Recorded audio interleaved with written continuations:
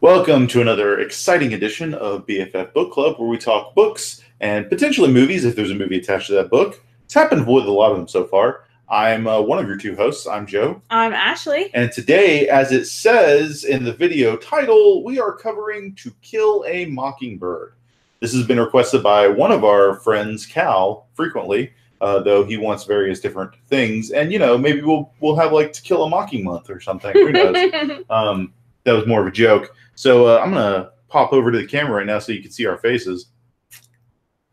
Proof of life, essentially. Yes. Welcome to the show. In the chat so far, we got my sister here, Flannery Red Bear's here, and Tom Zambino. Nice. Thank you for joining us, you guys. This is a very important book to us. Mm-hmm. I want to say it's been read in our district for a long time at various age groups, but you teach it. Yes, I've taught To Kill a Mockingbird for the past 5 years in the advanced English class, and we used to teach it somewhat off and on in the on-level classes as well.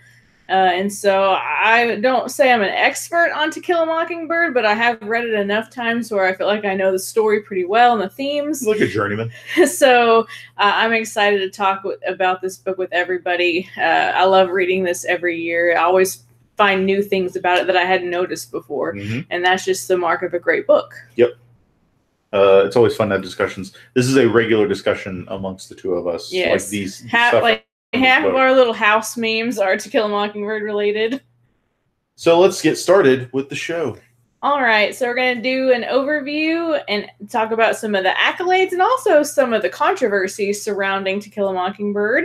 We're going to go through a list of the important characters, as well as important scenes where we'll read some quotes. We're going to talk a bit about the plot divergence from the film adaptation, things that we felt were most missed from the movie that they didn't adapt, and then things that the movie actually improved upon. And so normally if you tune into our shows, you know that we have a lot of likes and gripes, and we usually dedicate whole sections to that. But we thought with a book as nuanced as this, and everybody probably knows that we like this book a lot, we figured we would weave those likes and gripes throughout the discussion. Sounds good to me. All right, so the first thing we're going to go over is the overview and the accolades.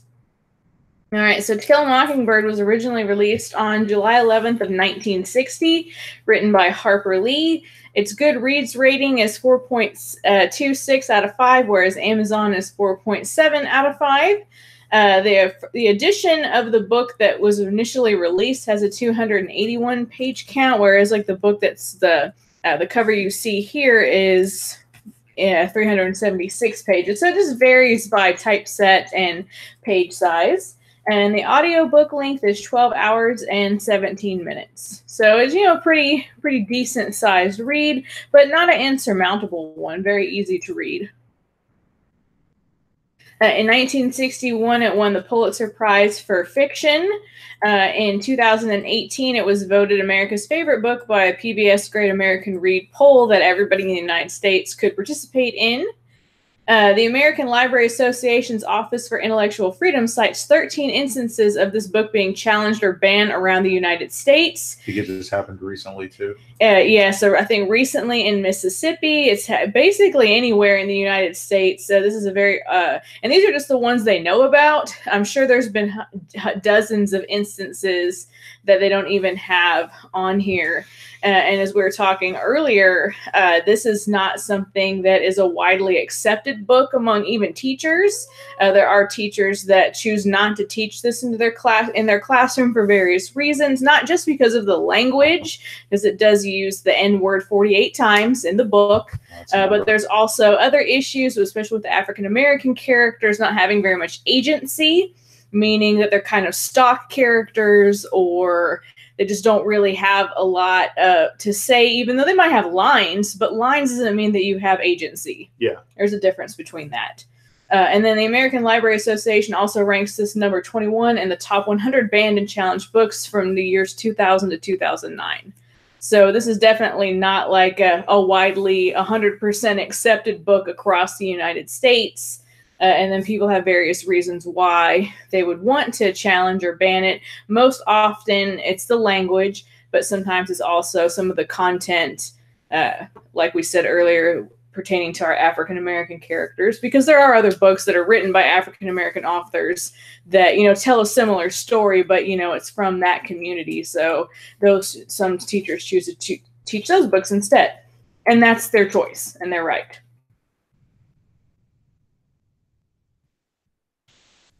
So we are hopping in on the characters.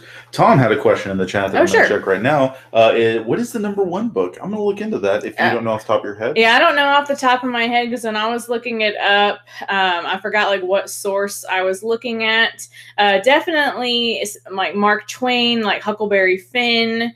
Those kind of books are often challenged. Of Mice and Men is very challenged. And again, it's usually because of the word we mentioned before, which we will not say the whole word, because that's not a word we should say. It's not a nice word. But while you're looking up that, I'll talk about characters. Sounds good. Let me pop back over to the video. All right, so our protagonist is Jean Louise Scout Finch. And then, so if you don't read closely, people often think Scout is a boy, like if you're not paying attention, but she is very clearly a girl, although she is very tomboyish. She's an extremely stubborn child. She starts off the novel at nearly 6 years old, and then is like nearly 9 years old towards the end. As Jim likes to remind us frequently, she ain't 9 yet. She ain't 9 yet. It's his excuse for Scout not understanding things. And so she's very much an unreliable narrator because she is so young. And we see this throughout the novel when she doesn't quite understand like all the adult things that are happening, but we as adults can understand that she doesn't 100% get it. But if you're a younger reader, you might take what she says at face value. So when we teach this book at our school, we always go over the concept of unreliable narrators so that they can understand that Scout, not that she's lying to us, but she just doesn't get it. Because there is a difference between the unreliables that outright lie and the innocent ones. And she's definitely innocent. It's not just that too. It's a lack of understanding. There's like, and I don't mean this in a negative way, but there's ignorance. She just doesn't understand the world as well. Yeah. Like when Jim says she ain't 9 yet, she won't get it, she didn't understand it. He's kind of right in some regards because she doesn't have the experience yet. But yeah, 9's kind of an arbitrary number. Yeah. Jim's funny. Speaking of Jim, Jeremy Atticus, Jem Finch, people always think that Jem is the girl because Jem is a girl name to those of us that lived in the 80s and beyond. I mean, it's truly outrageous. Truly outrageous. So he's Scout's older brother who loves football. He's 4 years older than her, so he's nearly 10 years old at the novel's start. And he has a very strong sense of justice and morality. So the events of the novel really impact him. And in fact, Scout brings up the trial later on. He's like, don't you ever talk to me about that trial again. And so he was just he thought that Macomb folks were the best folks. And then until he got to see that Macomb folks were complicated folks. Yeah, so very interesting character. I love Jem as a character. I love reading the story out loud in their little southern-ish voices that I've heavily borrowed from the movie, but whatever. I like reading them. And then their little friend, Charles Baker Dill Harris, who is, I think, a year younger than Scout, or he's a year older, but he's really small. He's a year older. I remember that. Okay. From the book, that he's like a year older but smaller than Scout. Yeah, he's going on 7. Yeah, because they're like, what are you, 4.5? Going on 7. And then they get into like a little fight, but they're instant friends. And so he springs a lot of new life into their childhood games because now he gets to play all the parts that Scout hated playing. He stays with his Aunt Rachel Haverford every summer. He's basically kind of like passed along because like his mom doesn't take very good care of him, it's implied, and doesn't want a lot to do with him. So he just kind of goes from family member to family member. I get the impression that he's in this era like a child of a very young mother. And she is still being a, non-parental person around him. Like she probably takes good enough care of him. Yeah, but like doesn't really show him affection or compassion and doesn't really spend time with him. But yeah, he's also a very sensitive character. I would say that he's probably even more sensitive than Jim. And so even though he's small in stature, he's big in imagination, and he loves to tell all sorts of little tall tales about his daddy. Like, because at first he's honest. Like, they ask him, like, where's your daddy? It's like, well, I ain't got one. It's like, well, of course you do. Everyone's got a daddy unless he's dead. Is he dead? Because Scout, again, doesn't get that that's a rude question. Yeah. And so then he makes up all these stories about, oh, yeah, my daddy's a lawyer like Atticus, except he's younger and he has a beard. And no, none of it's true. You can't believe half the things Dill Harris says. But a wonderful character. Love him. And then Arthur Boo Radley. This is what the children imagine he looks like, kind of.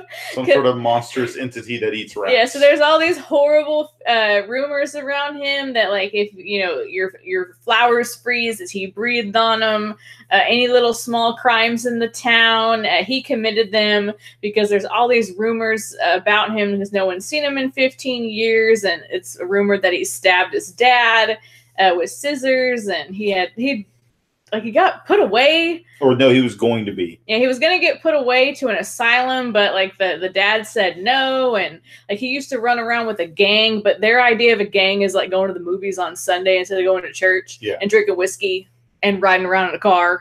Like their idea of like what a gang is nothing like what we have nowadays. So he was with the wrong crowd. Stephanie Crawford is very the neighborhood gossip, and she loves saying all sorts of horrible things about Boo, and like says that he's peeping in on her. And Miss Maudie's like, well, did you invite him in then? Like, come on.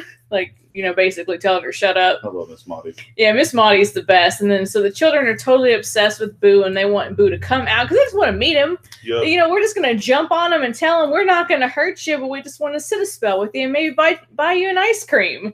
It's like, that's not how you be friends with somebody. You don't jump them out of their house, but they're just so precious.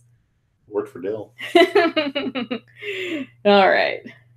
And then Calpurnia is the Finch's cookhouse keeper and caretaker, and she's served the family for a very long time.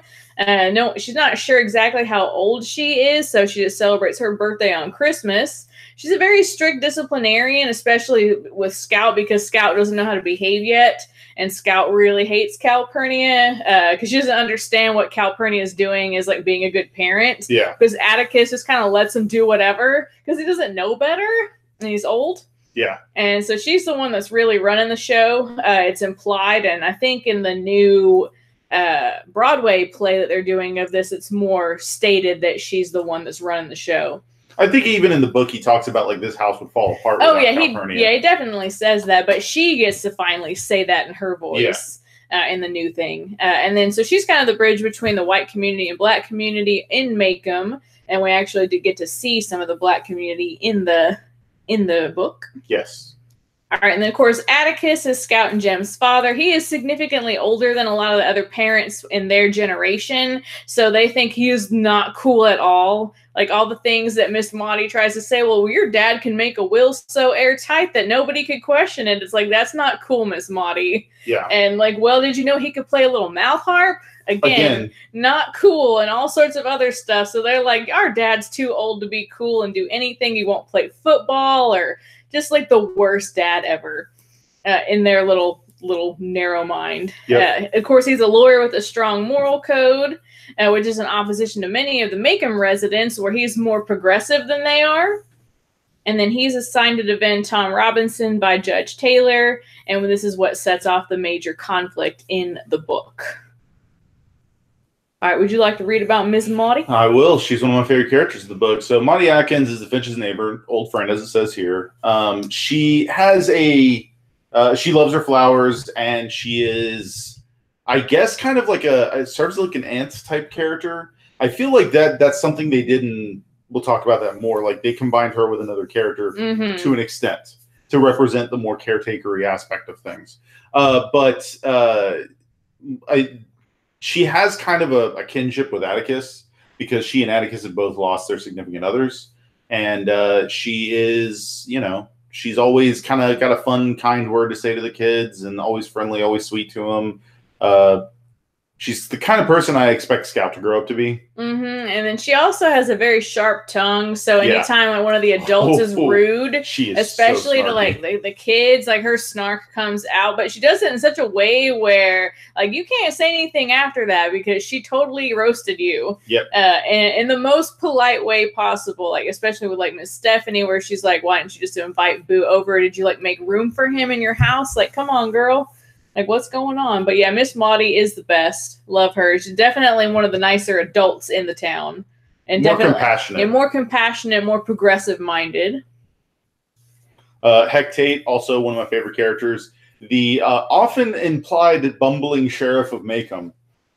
He testifies on at the trial, and he himself is upset with everything that happens in the course of this book. And you get the impression he respects Atticus so much. Like it says here, he seeks Atticus' advice to help many matters in the town. He doesn't just do that when there's a scene that we talked about in the most important scenes where he's like, I can't do this. Atticus, you do it. Yeah. Like you get the impression Heck's like, if Atticus wanted to be sheriff, I'd be out of a job. Yeah, Heck is great. That's such an interesting name. I don't know what that's supposed to be short for. But yeah, there's some parts where it's like later on where he goes, like when he's testifying at the trial, it's like, hun, why did you take pictures to like prove your point? Like, did they not take pictures back then? Like they had a camera. So that's the thing that we talk about in my class. Like what could have like made his testimony better? He may not have had a camera. Maybe it was the Depression. That's true. But still, they had the technology. The Cunninghams, of course, are one of the country folk that live down the way. Walter is a friend of Scout's, but not a friend at first. Ends up being a friend, so to speak. And he is one of the kids in class that is held back, and they only like progress in school like every few years. But that's because they're working on their father's farm or their family farm most of the time. Walter is a client of Atticus's, and in the movie especially, and I think in the book it's like the first scene in the book as well. Where Walter Cunningham is the older Walter Cunningham is dropping off some pine nuts? I think it's like hickory nuts or some kind of food object, and then collard greens previously as well as kind of payment for Atticus's legal help. And they represent a very complex collection of people in Maycomb. That they're generally good people, but they have some old problems they need to get rid of. And Scout acts as kind of a bridge to help with that, as well. The Finches in general, but Scout is kind of the impetus of a lot of their changes of prejudices and stuff like that. So it's very interesting to see the evolution of them as side characters. Yeah, I like this scene with the younger Walter at lunch, especially where Scout learns the fact that like your company, like you invited someone over, like you can't be rude to them when they do something that's not like what you normally do. And I think as like a young kid in the first grade, like that's a lot of times where we do learn those lessons that your family is not the same as everyone's family. And Scout is slowly starting to learn that in these little ways. The internet needs to learn that. It doesn't matter if you like pineapple on pizza or don't. It's not that big a deal. Tom Zambino implies that maybe Heck is short for Hector. It's a possibility. It's also a cuss word. The Yules, to quote Atticus, the Yules are trash. Yeah, that's like the meanest thing Atticus ever says in the novel. That this family is absolute trash, and that if they want to learn, they can learn, but they don't want to. So why try? Yeah. It's just kind of like the messed up side of the book, where it's like, okay, like that's not a really nice thing to say. Like we should probably try to help everybody. Yeah. The side note to that too, which is very interesting, is that there's a scene in the book where, Atticus just finishes telling Scout and Jim that why the Yules are trash, what they do, and things like that. And I think it's Aunt Alexandra, which is a character we'll discuss later on, then basically calls the Cunninghams trash. And they're kind of not, it's not the same thing. Yeah. I mean, the Yules literally live by the town dump. Yeah. So I mean, Me it's too. they literally live in the dump. Mayella, the daughter, is a very lonely girl, and she's the only girl, and she's the one that has to kind of take care of all the children, and dad and the children don't help out around the house. Bob Ewell drinks away all of his relief checks, and so like they kind of like do a lot of side eyeing to like the Ewells. Like he breaks a lot of laws, but like, hey, if his kids get fed, even though he's hunting out of season, whatever. Like the kids don't have to go to school as long as they go to the first day and get their name on the roster, then that's good enough for the county. Yep. So they get to slide by a lot of stuff that wouldn't happen in today's world. And then the Ewells accused Tom Robinson of raping Mayella. Mm-hmm. And then the Ewells are the lowest in the social class in Macomb's white community. So they would be above the African American community. Cause Macomb is trash. Because, you know, it was the 30s and racism was prevalent and segregation and all that kind of stuff. Still kind of is, but just different. Yeah. Very different. And if we hadn't mentioned before, this novel does take place during the Great Depression. So... which it just kind of sidelines. It doesn't ever call it that directly or things like that. But I don't think they actively called it the Great Depression when it was happening. They might not have, but they did definitely, you know, they do. They acknowledge that something's going on. Yeah, that everyone's having that a harder times are time. hard, and they do make a lot of Great Depression references. Yeah. So Tom Robinson is the 25-year-old father who works for Mr. Link Dees, who seems like a good enough guy whenever they talk about him. He's like one of the good guys in Macomb. He to get to work, he has to pass by the Ewells every day to and from work. And he is as a kindly soul as he is presented in both the book and movie. He often helps Mayella do some little chores in the yard whenever she has a request of him. And so this is a lot of chores. Like the first thing was chop up a chifforobe, which is a chest of drawers. Yeah. For those of you that have never heard that term. But then it was all sorts of little things like fixing doors and chopping kindling and all sorts of stuff. Yeah. A side note here that isn't necessarily mentioned that is a pivotal point in the case. Tom has an injured arm, a cripple. It's his left arm. It's his left arm. He got it caught in a cotton gin, and so it tore all the muscles loose, and so his arm is like physically different looking in the book, like where it's basically like useless, whereas in the movie he just doesn't move it. Yeah, because you know they probably didn't have the special effects budget to make his little arm. Yeah, look all like torn up. All right, let's check in with the chat. So not a lot other than Heck thinking, or that Heck, Tom thinking maybe Heck is short for Hector. Yeah, I thought that too, but they never come out and say it. Like, you know, they do not. We're also talking about the 1930s, and Mr. Hectate was probably born in the 1900s. Like he's 43 years old in the book. So he was born in the 1890s. Or 1880s, depending on when this is exactly. Like if it's 1930, he was born like 1887. The book starts, I think, in 33, and then ends in like 35. If he starts at 43, then he was born in 1890, which means he was born in the previous century. That's fantastic. Yeah. You have to think about that for all the older characters that they were born either at the turn of the century or in a previous century. So like Atticus, Miss Maudie, all of them, like the Civil War, like all that post-Reconstruction Southern ideals, like no wonder they have these attitudes. Because it's very much ingrained in the Southern culture, and then they probably felt very wronged from what happened in the war between the states.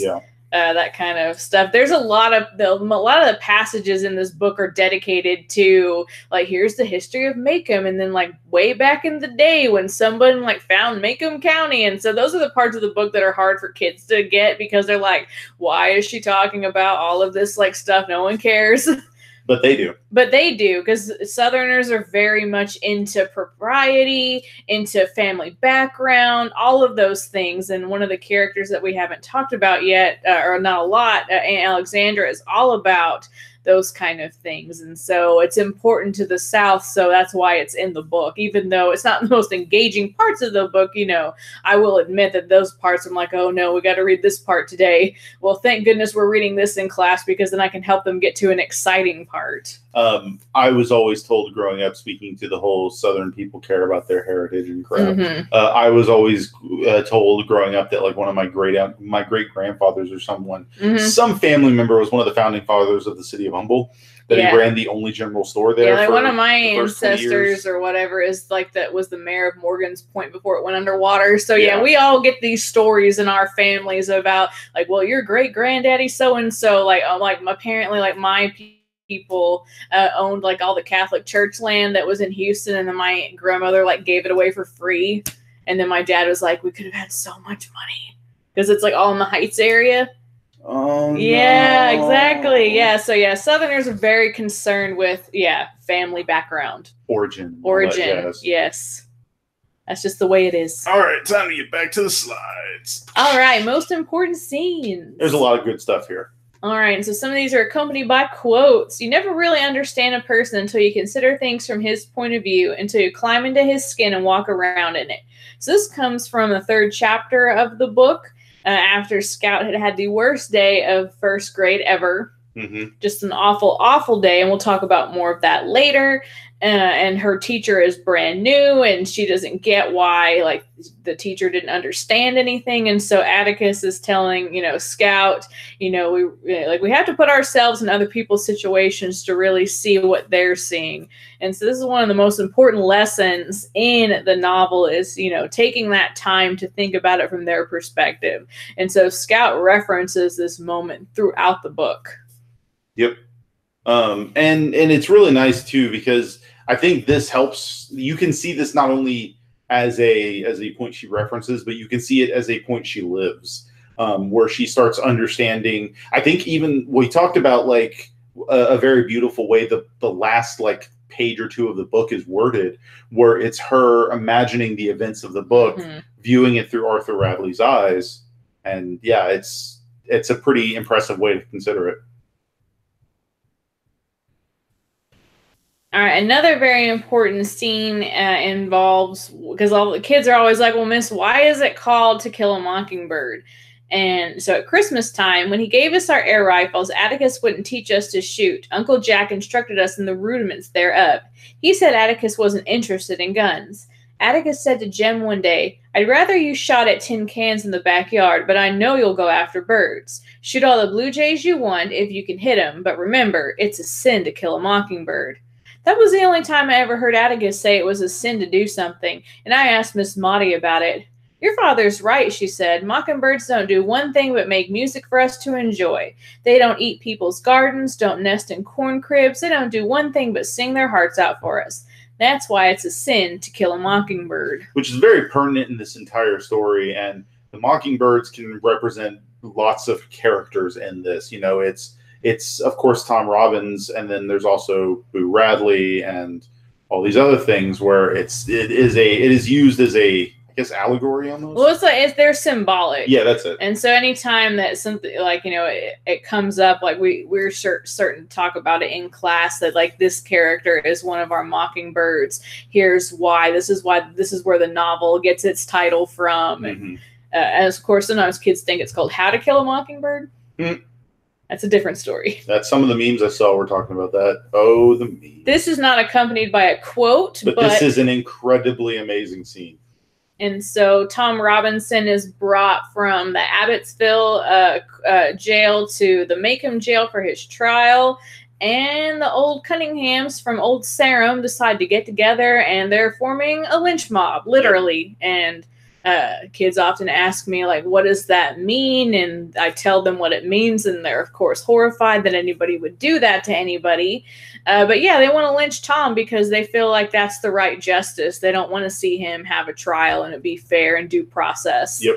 And so Atticus goes there to protect him by himself, and the kids get worried, and they go out there, and thank goodness they did, because Atticus probably couldn't have taken all those people by himself with just his book and his reading lamp in his chair. Yeah.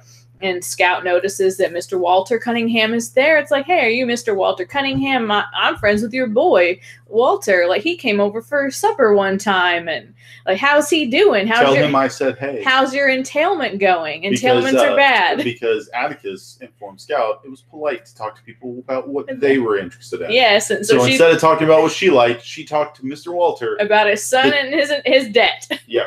And so then they kind of, That time a 7-year-old stopped an entire lynch mob. Yes. And so they go away.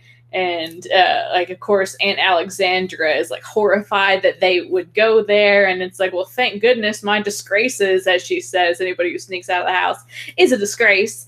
His disgraces came because that who knows what would have happened. Yep. And like at the very end, after they're gone, like you hear like the soft voice of Tom, like, "Are they gone, Mr. Finch?" And yeah, then they feel like it's safe to go home. It should be noted, it also speaks to Atticus's character that he would, for lack of a better term, Gandalf for Tom like that. Yeah, because he could have just been like, "Oh well," and been a horrible person and said, "Oh no, now I guess I don't have to go to the trial." He knew he probably see that there is a flaw in Atticus's character that he always sees the best in people. Even though he's wise enough to know that some people are at a point where they will do the terrible things. And if the kids weren't there, they probably would have beat the ever-living crap out of Atticus and killed Tom. Or maybe also killed Atticus. And he probably felt like him being there would have been enough to stop these people from but doing it wasn't. Bad. It wouldn't have been. And he didn't even think they would do anything. And the sheriff was the one that's like, "No, like I'm really worried that they're gonna get all, shinnied up," as they like to say in the book. Apparently the only person that Atticus had faith would do something terrible is old Adolf Hitler. Oh no. Because they talk about him in the book. Oh, old Hitler? Yep, old Hitler. All right, and then another very important moment after Tom is murdered in prison. He tries to escape, and he is shot. Mr. Underwood didn't talk about miscarriages of justice. He was writing so children could understand. Mr. Underwood simply figured it was a sin to kill cripples, be they standing, sitting, or escaping. He likened Tom's death to the senseless slaughter of songbirds by hunters and children, and Macomb thought he was trying to write an editorial poetical enough to be printed in the Montgomery Advertiser. How could this be so, I wondered as I read Mr. Underwood's editorial. Senseless killing. Tom had been given due process of law to the day of his death. He had been tried openly and convicted by 12 good men and true. My father had fought for him all the way. Then Mr. Underwood's meaning became clear. Atticus had used every tool available to free men to save Tom Robinson, but in the secret courts of men's hearts, Atticus had no case. Tom was dead, a dead man, the minute Mayella Yule opened her mouth and screamed. Yep.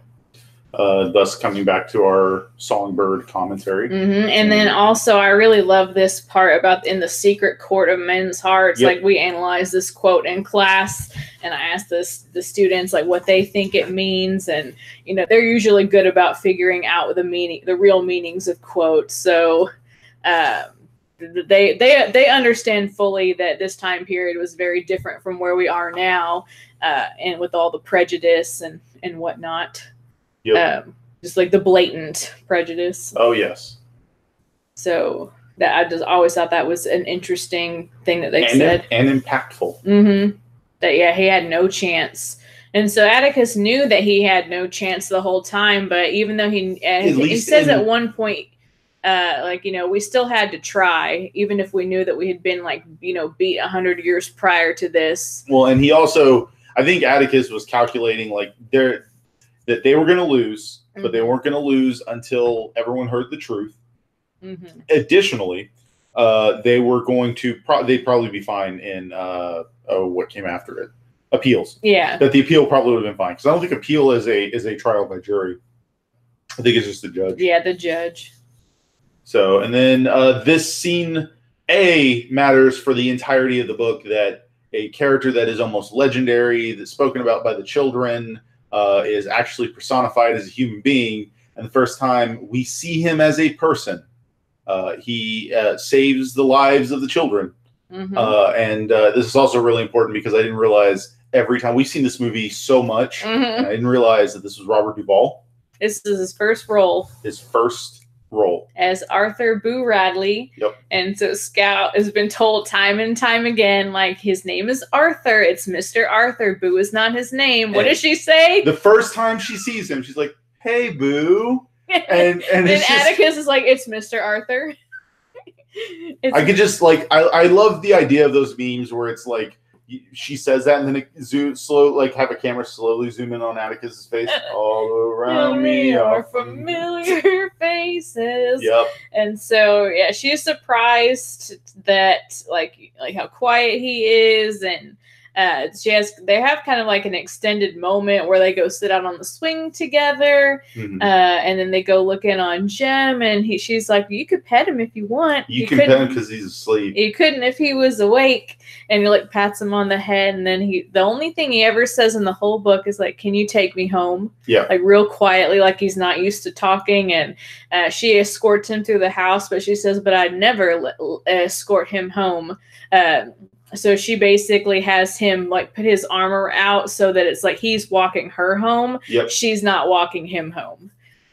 Because if Miss Stephanie Crawford might see. Yes, Miss Stephanie Crawford might see. And so that's impolite. Yeah, so she wanted to make sure that, he was, it looked like he was escorting the little girl, not the other way around, which just shows you how much Scout grows throughout this book. That she understands etiquette and manners, and, she is not going to let Mr. Arthur be some sort of joke among the neighborhood because he is a kind soul. Yeah. He doesn't deserve that. Yeah, he gives them like little gifts for a little while in the book as well until his brother seals up the knot hole in the tree. And then additionally, in a scene that I'm not sure if the scene is in the movie, but when Miss Maudie's house burns down, yeah, that's not the movie. He puts a blanket on Scout. It's in like the dead of winter that happens. February. Yeah. So. And then they're like, "Where'd you get that blanket? I told you not to leave where I left you standing." It's like, we didn't go anywhere, Dad. We promise, Atticus, because they don't ever call her. And then Jem like continues to pester Scout that like Boo crept up on you, put a blanket around you, got you. So. All right, another important scene towards the end of the movie after Mr. Arthur rescues the children. And this is said by Mr. Tate. There's a black boy dead for no reason, and the man responsible for it's dead. Let the dead bury the dead this time, Mr. Finch. Let the dead bury the dead. I never heard tell that it's against the law for a citizen to do his utmost to prevent a crime from being committed, which is exactly what he did. But maybe you'll say it's my duty to tell the town all about it and not hush it up. Know what happened then? All the ladies in Macomb, including my wife, be knocking on his door bringing angel food cakes. To my way of thinking, Mr. Finch, that's taking the one man who's done you and this town a great service and dragging him with his shy ways into the limelight. To me, that's a sin. It's a sin, and I'm not about to have it on my head. If it was any other man, it'd be different, but not this man, Mr. Finch. And, of course, they're talking about... Mr. Arthur. Yeah, Mr. Arthur Boo, because he, in rescuing the children, killed Bob Ewell, the menace to Macomb. And at first, Atticus thinks that his own son is the one that killed him, but no, Heck is certain that it was... It was Mr. Arthur. No, he didn't, actually. Bob Ewell fell on his knife. Yes, he fell on his knife. Scout, do you get that he fell on his knife? Yes, sir. Scout gets it pretty quick. Yeah, she's like, yes, sir. It'd be sort of like shooting a mockingbird, wouldn't it? And then it's like, yep, she gets it. The whole thing. And yeah, it's something else that we talk about in class. Like, how would that be like shooting a mockingbird? And it's like, well, because Boo, he wasn't trying to like do anything that, nobody else wouldn't do. He's just like a good guy. Yep. He wasn't doing it for the notoriety. He was doing it because he's a good person. And it would be a criminal to bring him out in the public like that. It's not even that he was doing it to be a good person. He was doing it because he loved them kids. Yes. Those were his kids. Those were his kids. All right, and then one of the most pivotal scenes is Scout finally seeing things through Mr. Arthur's perspective. So this is only part of the quote. I had never seen our neighborhood from this angle. There was Miss Maudie's, Miss Stephanie's, there was our house. I could see the porch swing. Miss Rachel's house was beyond us, plainly visible. I could even see Mrs. Dubos's. I looked behind me. To the left of the brown door was a long shuttered window. I walked to it, stood in front of it, and turned around. In daylight, I thought you could see the post office corner. Daylight. In my mind, the night faded. It was daytime, and the neighborhood was busy. And then she recounts a lot of the events, which have continued with Winter and his children shivered at the front gate, silhouetted against a blazing house. Winter and a man walked into the street, dropped his glasses, and shot a dog. Summer, and he watched his children's heart break. Autumn again, and Boo's children needed him. Atticus was right. One time you said you never really know a man until you stand in his shoes and walk around in them. Just standing on the Radley porch was enough. Ah, it's so impressive, because I believe that was the end of the book. This is almost the end of the book, and then she goes home, and then her and Atticus have their little talk about, like, he's reading the Tom Swift book to her with the Rover Boys or whichever thing, and then she talks about he was real nice, and it's like people are real nice once you get to know them. Yep. That's the final moments of the book are that. Yep. So checking in the chat, Tom Zambino calling back to the scene where the kids save Atticus, that says, no doubt Atticus was going down if the kids didn't show up. Yeah. I think Atticus puts a lot of stock in the people who make him. The kids do as well, especially Scout. Over the course of the discussion in the book, she's like, well, like after the trial, there's some discussion of why weren't there any Macon people on the jury or anything like that, and she starts to learn that these people are not all the best, but they're just people, and I think that's trying to be what the whole moral of the story is. Like, people are just people. Yeah, and then they also talk about how women aren't allowed on juries, and then Atticus makes kind of a crass comment about, like, well, they'd be asking so many questions, we wouldn't get through one trial. Yeah. And then she's imagining Mrs. Dubose on the witness stand, or not the witness stand, in the jury box, like, now, sir, don't you tell me what to do. I'm trying to ask this man a question. Which is like, oh, Atticus, don't say stuff like that. That's not nice. So that is honestly the nicest thing about, like, the 19, like, he made a bad joke, but it's the 1930s, and that's probably the most polite joke. And there's, like, some other problematic parts in the book. Like, one time they do talk about the Klan, about, oh, like, the Klan will never come back, but they're like, well, it was more of a political organization than anything. It's like, oh, Atticus, don't say that. That is not the truth. Why are you saying that? Well, I think at the end of the day, like Scout, Atticus is an idealist. Yeah. He is slightly realist when it comes to understanding how some things in the world works.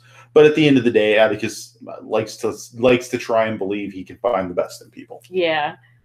So, all right, back to the next part. All right. So, plot divergences. Yup. There's a few of them. All right, so the movie To Kill a Mockingbird was released on December 25th, 1962. So, as you were saying before we went to air. Yeah, so this is kind of like the Harry Potter of its day. It was like a wildly popular book when it came out, and it got a lot of awards. So they're like, let's strike while the iron is at least relatively warm and make a movie. Yeah, I love how it says not suitable for children. I love, it's about children. It's from a child's perspective, not suitable for children. I also appreciate that this movie, actually 2 years is kind of a pretty quick turnaround from book to movie. So directed by Robert Mulligan, and the screenwriter was Horton Foote, who did the adaptation. A budget of $2 million was pretty expensive back then, and a turnaround of $13.1 million. That's pretty impressive. Yeah. And so this did win quite a few Oscars. Joe, if you'll do the honors. Best Actor with Gregory Peck, who almost didn't take this role until he read the script or the book. I think he read the book like in a weekend and was like, yeah, I'll do it. I think he read the book in a day and was like, I have to play Atticus. Yeah. Best Adapted Screenplay, Horton Foote. Best Art Director, Set Decoration, Black and White, Alexander Goldstein, Henry Bumstead, and Oliver Emmert. This movie didn't have to be in black and white when it came out, did it? No, it did not, because this came out, again, in 1962. Color was well established. We've had color film in the mainstream since the late 1930s. So this was a stylistic choice to make this in black and white. And so there were distinctions between black and white and colored film. And so this was nominated in those categories. More Oscar noms. Best Picture, Alan J. Pakula. Best Supporting Actress, Mary Badham. She played Scout. Best Director, Robert Mulligan. Best Cinematographer, Black and White, Russell Harlan. Best Original Score, Elmer Bernstein. I will say the music in this movie is very evocative of what Southern movies do. Like, when I hear the swelling, like, theme of the movie, I can only think of, like, Steel Magnolias, because it's very similar. So, American Film Institute, #1 courtroom dramas, #1 greatest heroes and villains, Atticus Finch. I see it. Yeah, he's on the hero side. Of course. #2 most inspirational films. #17 greatest film scores. 25 greatest American films updated.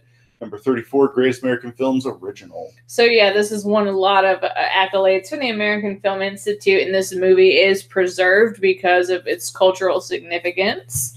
Tom, just to throw this out there real quick, it's kind of pertinent to what we're talking about. Tom Zambino brings up that adjusted for inflation, To Kill a Mockingbird made $168 million. Yeah, it was a sensation. So there are other Finches in the book. Uncle Jack, who was mentioned briefly, is the youngest brother, and he's a doctor. So the Finches are doing pretty well. They got a lawyer and a doctor, and so he has no children of his own, so he doesn't know how to deal with their quarrels. Particularly Scout and her cousin, who's mentioned down here, get into a huge fight, and he only hears one side of the story and doesn't get the truth. And so Scout yells at him because that's pretty accurate. That's pretty Scout as well.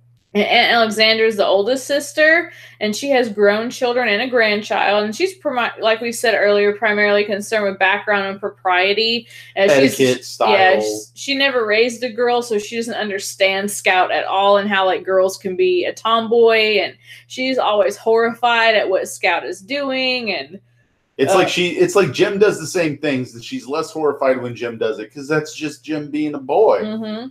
Boys will be boys.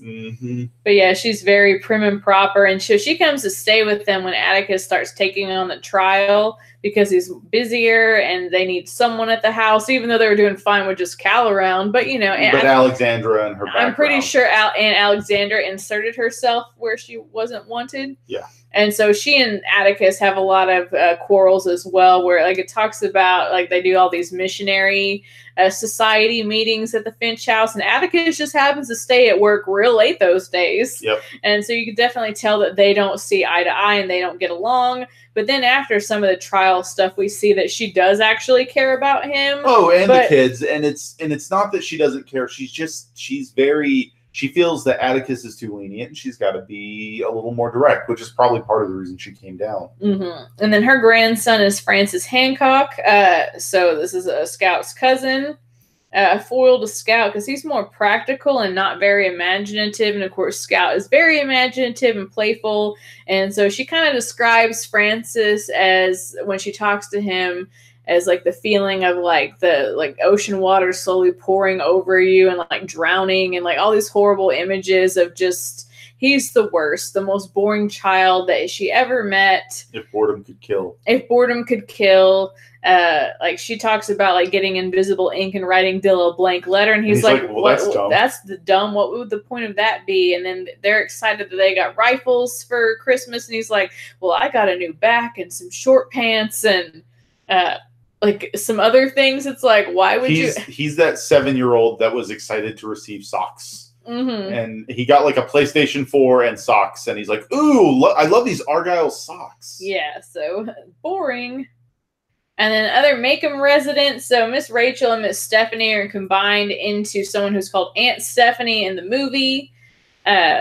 Miss Rachel also seems to be very concerned about Dill's behavior. And Mrs. Henry Lafayette Dubose is briefly seen in the movie. She's extremely mean to the children and is also calls Atticus a lot of bad things. The book covers her a lot more, there's 2 whole chapters or so, and she's brought up a lot. And there's something you noticed when we watched the movie this time that towards the end of the movie, when they run by her house, you see it's for sale. Yeah, because she passes away during the book. She's very old. The kids think that she's 100. And she's got a Confederate pistol under flintlock under her shawl. Yeah, so she is very in a lot of pain and addicted to morphine, and so she's trying to kick her habit before she dies. And so the kids mess up her flowers, which she prided herself on as well. And then their punishment is having to go over there and read to her every day. Yep. And they hate doing it. Technically, it's only Jim's punishment. But Scout goes too. Yep. And so, and Atticus's lesson for that was he wanted to teach the kids what real courage meant. It wasn't a man holding a gun. Yep. Miss Caroline Fisher is Scout's first grade teacher who's brand new to the profession, doesn't understand Macomb's ways because she's from Winston County. And Winston County is the Austin, Texas of Alabama, where everybody is very different. from the rest of the state. So Winston County is much more liberal-minded, and they mention like all the little things that make them different, which I always have to explain to the students because like they say it's full of Republicans, but that meant something different in the 30s. Yeah, it meant something different in the 30s, so I have to explain the whole shift of idealisms, or that's the wrong word, but whatever.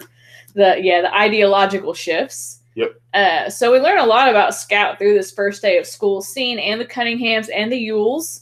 And so Scout's teacher, that's probably one of my favorite parts to read out loud, is Scout's first day of the first grade. Mr. Underwood, who we mentioned his quote earlier, is the editor of the Macon Tribune, writes the editorial. And so Mr. Underwood is also like not a character. Like they say that he's like very much like a racist guy. Mm-hmm. Like he hates black people, but so that's like very saying like what he wrote in his editorial, that this guy who was not a fan of African-American people that understand that justice was not served. So it kind of shows a growth in his character. Little Chuck Little and Cecil Jacobs are two classmates of Scouts. I love Little Chuck Little. Mm-hmm. He's the best. And Cecil Jacobs is a big wet hen, so you know. My God. And then Link D's Tom's employer, who doesn't like how Tom is being treated. Like he stands up and like ends up being in contempt of court during the trial because he shouts out and all sorts of stuff. He also there's a little talk after the trial in the book where Mr. Link Dees gives Helen Robinson a job, who is Tom's widow, and when the Yules start pestering, or Bob starts pestering her, Link Dees basically threatens Bob Ewell, like, if you so much as look at her wrong, I'm gonna get you arrested for assault or something. Yeah.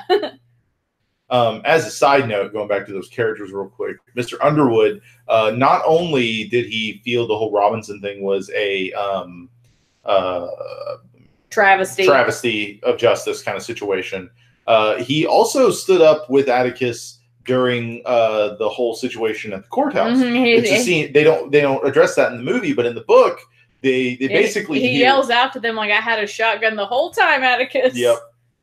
So yeah, it's interesting. And then they talk about Mr. Underwood like not liking black people, and then Alexander's like, "Don't say that in front of Calpurnia," and it's like Calpurnia is perfectly aware. Calpurnia knows. Yeah, so it's like it kind of shows the whole like Alexander's propriety of like we got to act one way in front of people, and then when those people are gone, we're going to show our true selves. And Atticus isn't like that. Yeah. Which shows that they say that he's what he is in the streets is what he is at home. Atticus is a genuine guy. Yep. And then, so what's mainly different in the movie is the trial stuff comes up way early, like literally like the beginning scenes. Judge Taylor comes to ask Atticus to be Tom's attorney. And then in the book, they talk about the fact that Atticus should not have been asked this. Like Judge Taylor specifically requested him. Yep. There's another lawyer who's in town that gets all the pro bono cases. Or just in general, the new lawyers are the ones that usually get the pro bonos because they're the new lawyers. Because they need experience, and Atticus is experienced. And Atticus isn't like criminal law. Yeah. And he mostly deals with, wills and trusts and those kind of things. So yeah, Judge Taylor. So right from the moment the movie opens, we know the problem. We see a lot more in the book of the childhood games that the children play, where in the movie it's really condensed.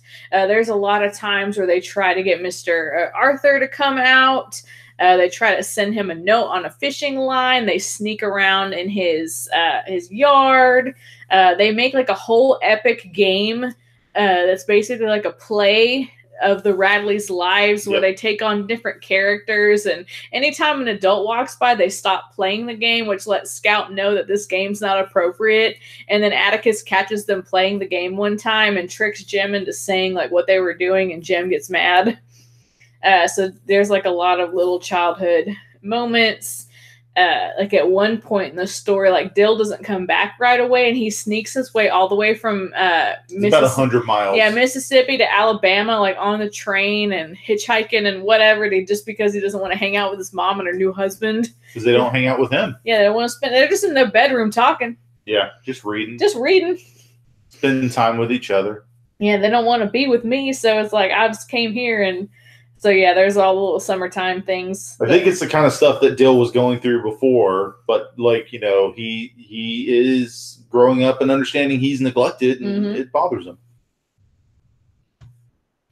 And then, yeah, there's more of the whole Radley. This is the bulk of their game, but in the book they talk about like the different games they play other than the Radley stuff, where it's other radio plays or movies that Dill saw at the picture show. Or the little books that they've all read, because Jim and Scout are pretty well read. That would be to be Atticus Finch's kids. Yeah, exactly. There's probably tons of books in their house. Print-rich environment.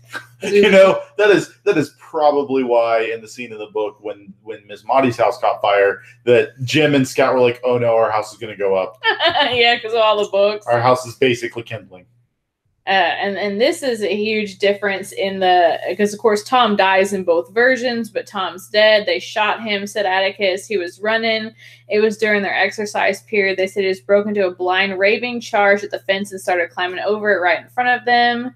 And then someone's like, well, didn't they try to stop him? Oh, yes, the guards called him to stop. They fired a few shots in the air, then to kill. They got him just as he went over the fence. They said if he had 2 good arms, he'd have made it. He was moving that fast. 17 bullet holes in him. They didn't have to shoot him that much. Whereas in the movie, it's like, oh, they shot to wound and accidentally killed him. Probably to try to soften the reality. But yeah, 17 times. They shot him. That's excessive. Oh yeah. Not a lot of movement in the chat real quick, so we'll just continue for now. All right. Get to the next part. All right, so these are the moments that we most missed from the movie, meaning that they were not adapted. Yep. All right, so mine, of course, is the first day of school. The only thing we get is her beating up Walter. Because he says some pretty negative stuff about Atticus. No, not that. Oh, okay. It's because the first day of first grade is in 2 halves. Yep. The first half is the teacher discovering that Scout can read, and she is horrified because she's supposed to be the one teaching him to read. Yep. And you figure that from her more learned location, that she would be very happy that one of her students has got a leg up in the game. Yeah, so I've never understood why Miss Caroline is upset about that, because as being a teacher, I'm excited when kids know things. Yeah, but there probably aren't schools of education quite so much at this point. Yeah. So when Scout's just probably like, oh no, I can already read pretty well, it just cuts to the teacher and she's just like, math floating in face. So yeah, Scout can read and write in cursive because Calpurnia taught her that. It's Atticus's fault she can read. It's Calpurnia's fault that she can write in cursive. And so Scout gets in trouble for that. And then things boil to a head at lunchtime when she's checking to make sure everyone has a lunch. And then Walter doesn't have a lunch. And she's like, well, here, have a quarter. You can pay me back tomorrow. And then it's like, no, ma'am, no. And she just insists. And then so Scout is like, Miss Caroline, like he's a Cunningham.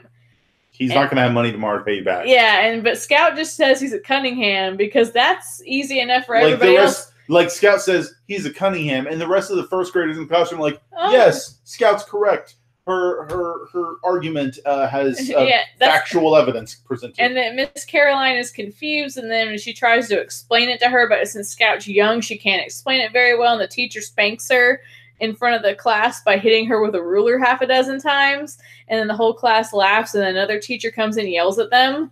And so, like, Scout's like, man, I would have felt bad for her if she hadn't been so rude to me. And then at lunch, she gets in trouble because Walter pours syrup all over his food. And then that part they do show in the movie. And then the second half of the first day of the first grade, as I like to say it because it sounds funnier, Scout is having a bad time.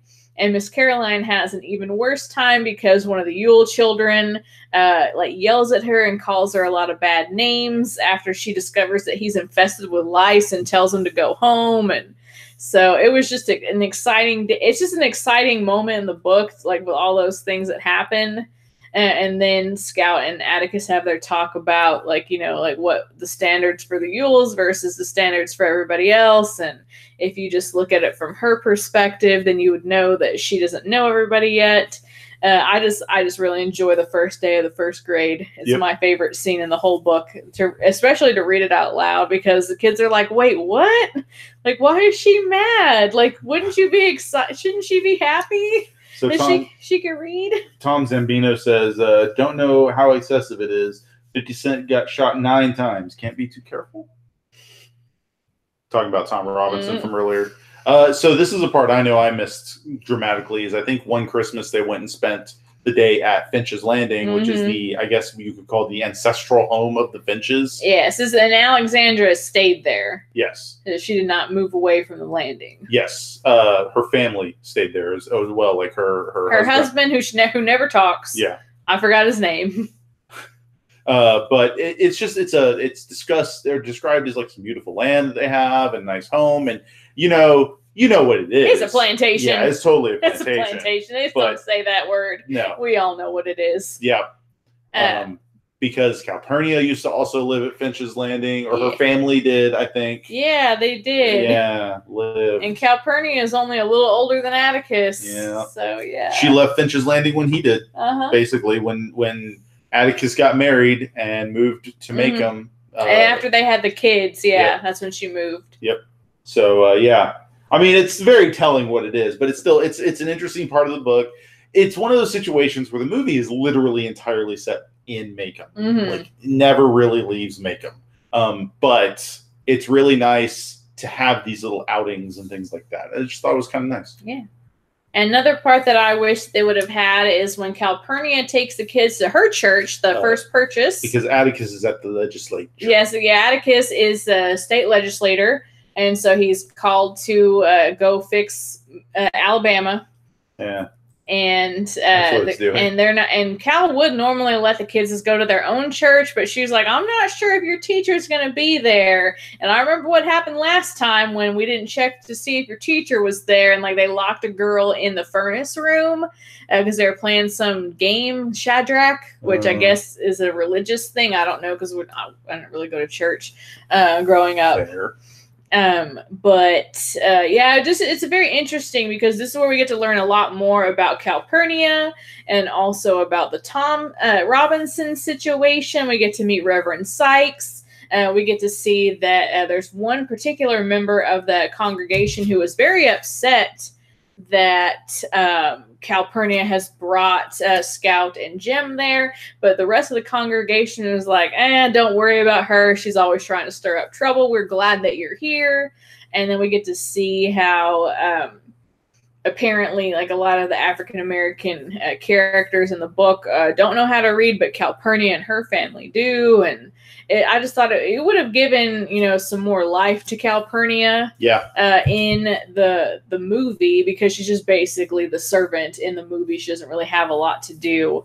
And then, Scout wants to go and see Calpurnia's house someday. And she's like, oh, cool. Like, yeah, you could definitely come over. And this is also the part of the novel where Aunt Alexandra shows up. And then later when she learns that that's where they were, she gets horrified. And then, of course, she says she can't go to Calpurnia's house. Which upsets the heck out of Scout. Yeah, because, it's Calpurnia, would take good care of her. And I think Atticus was okay with it. Yep. But, yeah, I just would have liked to have seen that. All right, gonna check in with the chat real quick. Yeah, not really much past the Tom's commentary on Tom. All right. Oh, Tom had a talk about Tom. Mm-hmm. Wonder where other Tom is to talk about Tom with Tom. I think they're at a wedding. Yes, they are. So, things improved by the movie. There were quite a bit of stuff we loved. Yeah, so this scene where Atticus, of course, he's a super lame dad, and then this mad dog, Tim Johnson, shows up. They don't call him that in the movie, but we know who it is because of the book. And then the Scout and Jem are like, you can't let Dad do that. Like, he doesn't even like guns. Because the sheriff is like, here, Atticus, here, Atticus, you're a better shot than me. It's like, you're the sheriff. Come on now. Come on, man. And so Atticus, he's struggling with his glasses, and finally he takes his glasses off. One shot, hits the dog's down, and Jim's reaction is so much greater in the movie, because in the book, they kind of talk about, that they're stunned, but just to see it, our dad is a cool dad now. Yeah. Because, of course, they talk about their dad being old and lame, and he's 50, and you should be glad that you have an older dad because, he's more wise, but they don't see it that way. So I just love this moment.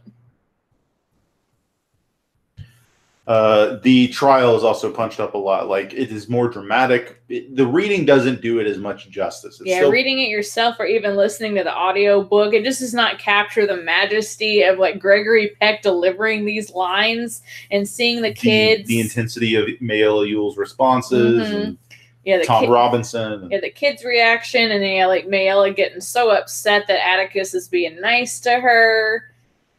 Because she doesn't understand that like Miss Mayella is not an insult. Yep. And then like this is one of the glorious moments where her hand just barely hovers above that Bible. Yep. She's not really touching it. That's not in the book. They added that, and I thought it was a wonderful addition to show that she's lying. And she's very aware of what she's doing. You can see her eyes are drawn straight to the Bible. So, final thoughts. All in all, this movie is beautiful. So is the book. Mm-hmm. Both incredibly beautiful. Both very complex. Both give incredibly important narratives on various fronts about injustice and racism and things like that. It's aged relatively well. There are some issues with it, naturally. Some of the characters not having agency, of course. I got to pull up the other chat real quick. Just in time. Let's see. Tom would like to mention that he loves the trope of people that hate guns to end up being the best shots. Yeah. With Atticus. Yeah, he's one shot Finch or something. That was his or nickname. Dead shot Finch. One shot Finch. Yeah, one shot Finch. Which is funny that he has to take his glasses off to shoot. I know. It's like, oh no. He's too old. He can't do nothing. He can't do anything. There were some scenes that the movie also was missing. I felt we didn't really heavily talk about it. You get to really see a lot of characterization from Miss Maudie and Calpurnia and Aunt Alexandra in the scenes about the prayer circle or the they call it the Missionary Society. Missionary Society. That they talk about J. Grimes Everett. Oh, that J. Grimes Everett going down to Africa and helping those poor Marooners. Yeah. They don't have anything down there. They don't have any sense of family. Everybody's just like the dad and the mom in the tribe, and they just don't, thank goodness they have Mr. J. Grimes Everett. Yep. Oh yeah, that's like the worst, especially with like the stuff going on with like the people that were like invading that one island that's protected. Yep. Like this just felt very prescient. Yes. To me, like where it's like, oh no, missionaries, no. Don't do it. Don't do it. Don't go. So there are some other little things. Something we didn't bring up that this is loosely based on Harper Lee's life. It is probably a dragnet situation where the names are changed to protect the innocent. Yeah, her dad was a lawyer. Her dad had a case very similar to this. I think she does have like a brother, at least one brother. She has a sister as well, and a sister. Yeah, her sister. Her sister was a lawyer as well. Yeah, her sister was her lawyer for a long time. Yeah. And then her sister released Go Set a Watchman. Well, no, her sister passed away. Oh, okay. And then other people got a hold of it. And then the new people got a hold of that, and that's why we have Go Set a Watchman, which we'll not talk about. Well, no, it's important to bring it up. It's part of the whole narrative. Yes. And a fun fact that some people know, if you read between the lines and read interviews from Harper Lee and stuff, that Dill is also based on a very real person, based on Truman Capote. Thank you. That she knew him when they were children, and yeah, that's and they were friends for a while, and basically until Mockingbird was published, and then after it won the Pulitzer, their friendship kind of waned, because her sister thinks that he was real jealous of her because he didn't have the same level of success with like In Cold Blood. But Harper Lee helped him with that, with the research. I would say that, well, Truman Capote has movies made about him, but Harper Lee just passed away not long ago. 2 years ago. So maybe there will be movies about the life of Harper Lee as well. Because she, from what I am to understand, led a fairly fascinating life as well. She was very reclusive. Like, soon after the book was published, she stopped doing interviews over it. People always say that, like, oh, you're a scout, but she always said, no, I'm really Boo. Yeah. That's who she most identified with. So I find it fascinating, the story in general. And yes, you can tell the person that Harper Lee is would identify with Boo because she probably does feel like an outsider to a lot of this stuff. But But other couple of things. Tom, real quick, says the only thing he feels ages it is the black and white. Otherwise, pretty solid. And that he can't confirm he thinks it ages fairly fantastically. I think it's especially strange for us down here in the South. Because, Tom, I believe you're from further north. If my sister is still in the chat, she can confirm. There's a lot of little things where they talk about Southern family and what it means to have background and things like that, that I have never heard my family talk about, or any family I am personally affiliated with the family of talk about in such clear detail. But it makes sense when it talks about, like, because we had mentioned that, you know, Southern families care about like their lineage and things like that pretty dramatically, and I'm sure families in the North do as well. But you know, it's the South. It's the South. But I actually think the black and white is the thing that, even though it makes it feel older than it is, makes it feel timeless as well. Yeah, I think that was a really good aesthetic choice for the movie because, again, it is set during the Depression to kind of give it that nostalgic quality, because there is a lot of very nostalgic things about the book. You know, especially like the whole like looking into the lineage and talking about the way things used to be, and like, you know, even Atticus, you know, mentioning the whole like, well, that'll never happen kind of a situation, because we have the meta knowledge to know like, no, they did come back, and they keep coming back. Keeps coming back. Yeah. The other thing too is there's a certain resonance with the kids of this story, because in the beginning of the story, when they're playing their games, when they kind of have this carefree existence pre-Tom Robinson trial, they're making up all these adventures to go on, and Dale is the character actor of all their pieces, and that he's the villain or this other entity or things like that. That makes it kind of resonate with us, with me, because when we were kids, that's what we would do when we were young. Yeah. We've known each other since we were 8. We would play on the playground. We used to play Legend of Zelda when we were kids. Yeah, and when I talk about the beginning of the book with my own students, I try to, like, you know, make those connections with their own lives, even though they've kind of grown up as digital natives. It's not like they haven't ever played games or whatnot. The difference is, like, it's like when you play an MMO and you're actually role-playing your character. Yeah. There's an argument to make there. Or I tell them, like, look, they didn't have Fortnite, so they had to play their own versions. Yep. And so, like, you know, when I was a kid, we played Ninja Turtles and Zelda and whatnot. And so they kind of get it when you make those kind of connections. If you try to relate it to their life, I think they have pretty good buy-in when you do it that way. Yep. So all in all, this is a beautiful tale. With some tragic pieces to it. There's definitely some problematic elements to it as well, especially besides the language. But just even some of the descriptions of the African American characters, like when you hear those things out loud, it's like, did they really have to say it that way? Like, is there like there's an argument to be made of a more neutral way to say those things? Or? There is also something I had discussed that I found fascinating, and this is a kind of a big problem I have with the book. This on our 7th time going through this book practically, because I mean we've read the book multiple times physically, but we typically listen to the audiobook once a year. Oh my God, we're like Christopher Lee with the Lord of the Rings. Yes. But we listen at least to the audiobook once a year, and in doing so, this time around I actually noticed something that's a little frustrating, and I can't tell if it's on purpose or not, and that makes it even more frustrating. If Harper Lee was alive, I might write her a letter asking.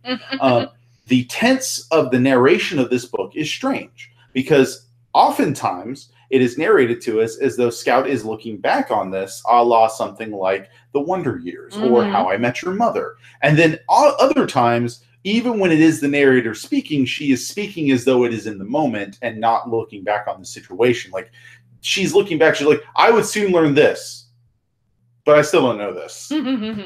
So it's interesting, fascinating, and mildly infuriating that I don't understand the tense concept. So, but yeah, there is a lot of it that is Scout looking back through an adult's eyes, but a lot of it is in the moment. So yeah. But still love this book. Yeah, even with its flaws, I think that there's more good in the book than bad, even with the bad language. I wish there were certain times where they didn't use those words, but again, it was capturing a culture that's far removed from us. Yep. And it's interesting to think about how far removed the 1930s is from today's youth, where 80-ish years. Yeah, where like in a few years is going to be like 100 years from now. And man. Yeah, we're almost on the 100-year anniversary of these events, though fictional they be. Mm-hmm. So yeah, that's interesting to consider. But yes, it is wholly removed, though still feels very familiar in some regards at the same time. So anyway, we've talked enough. Yeah. We should probably wrap things up. Probably.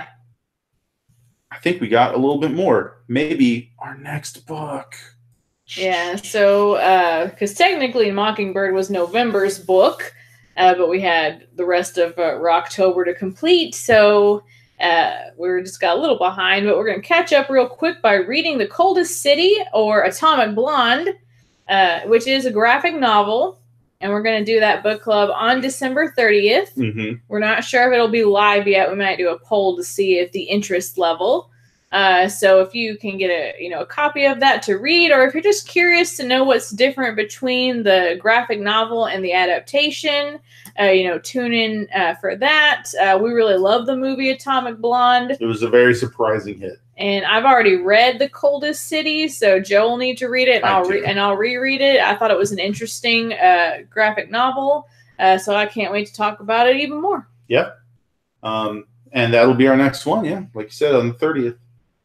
So thank you for joining us. We'll see you next time. And yeah, if you have any suggestions for some other books we should look at, maybe books that also have movie adaptations, or just books. Yeah, it doesn't matter. It doesn't have to have a movie adaptation, but if there is one, we typically will address it. Mm-hmm. Drop it in the drop it in the comments. We have December coming up. Mm-hmm. I'm almost out of school. That means Streamsmas is going to start. I did this last year. It was okay, but I had fun.